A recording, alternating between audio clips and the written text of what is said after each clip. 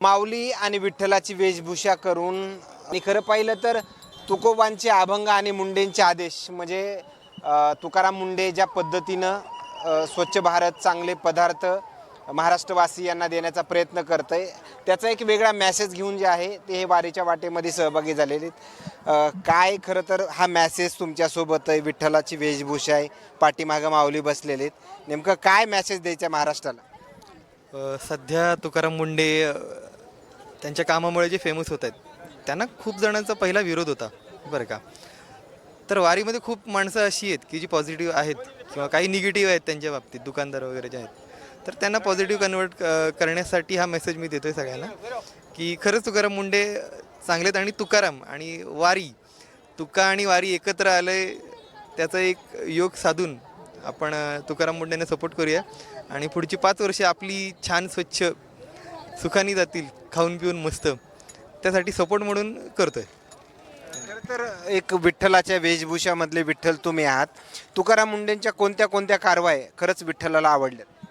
दुधावरच्या yes, कारण की लहान बाळापासून बरं का म्हाताऱ्या माणसापर्यंत डॉक्टर सांगतात की दूध पिया, आणि दूध पण, आणि सध्या मिडल क्लास माणूस हॉटेलमध्ये गेल्यावर ती पनीरचीच भाजी मागतो, बाकी कुठली भाजी मागत नाही.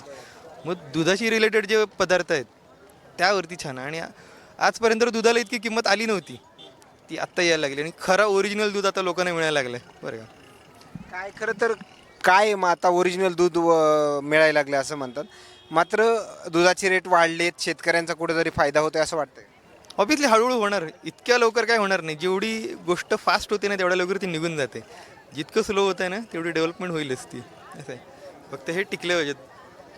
तुम्ही एक माऊलीच्या वेशभूषामध्ये आहात आणि जे पोस्टर जे आहे त्याच्यामध्ये तुकाराम मुंडेंच्या नावाचा उल्लेख आहे, नेमकं काय त्यावरून प्रतिक्रिया आहेत?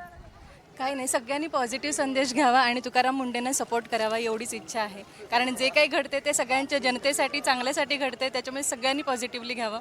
जसे आपण अभंग घेतो तुकोबांचे, तसे तुकाराम मुंडेंना सुद्धा सिरियसली घ्यावं आणि पॉझिटिव्हली त्यांना सपोर्ट करावा.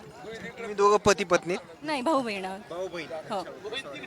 ओके, खरं तर या येत असलेल्या प्रतिक्रिया आणखीन काही नवीन अपडेट्स मिळतील का? भाऊ बहीण आहे आणि हे वारीमध्ये सहभागी झालेत आणि माऊलींच्या या दिंडी सोहळ्यामधल्या, पालखी सोहळ्यामधल्या आलेल्या प्रतिक्रिया मात्र काय सांगून जातात हे नक्कीच समजलं असेल. आणखीन काही नवीन अपडेट्स मिळतील का या वारीच्या वाटेवर, हेही पाहणं तेवढंच महत्त्वाचं ठरणार आहे.